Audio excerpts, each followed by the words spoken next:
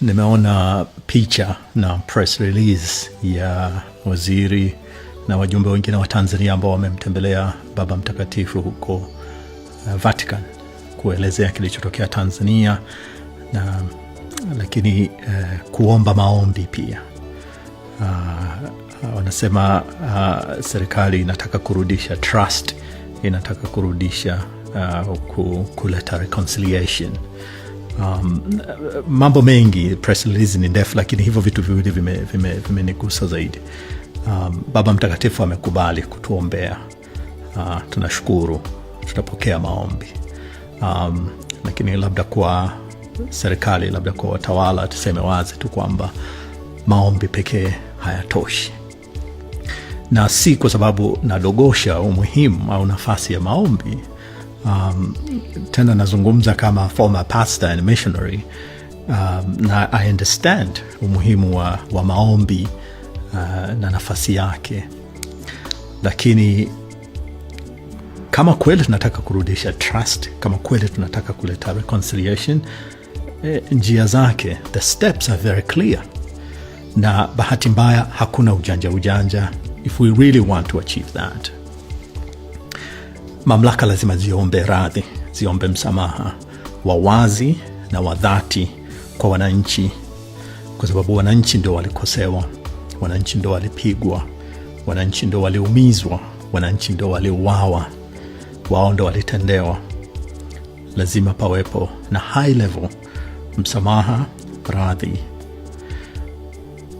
Kuna wananchi ambao hawajapewa bado miili ya ndugu zao kuwazika, haijapatikana. Warudishiwe miili yao, wazike, wawastiri ndugu zao kwa namna inayopaswa. Perpetrators lazima wawajibishwe. Kama bado wako serikalini, waachie hizo nafasi. Wakishaachia, wapelekwe mahakamani. Wale wote waliohusika, pull the trigger, wote wanatakiwa kuwajibishwa, wapelekwe mahakamani, wahukumiwe inavyostahili. Kama tulikuwa na uwezo wa kukusanya watoto zaidi ya 2,000, tukawasweka magerezani kwa kesi za ajabu kabisa, we can do that kwa security officers where you pull the trigger, wakaua watu. Kama tuweza kuwakusanya watoto wote au nchi nzima na kuwapeleka, tulikuwa na uwezo wa kuwapata mmoja mmoja, tunaweza kuwapata wahusika wote na tukawapeleka mahakamani, wakashtakiwa, wakahukumiwa. The process, the steps za kurudisha trust, za kuleta reconciliation ziko very clear. Tunaweza tukafanya vitu vingine vyote, tukazunguka, tukacheza, tukafanya hichi, tukaweka hivi. We will never achieve that.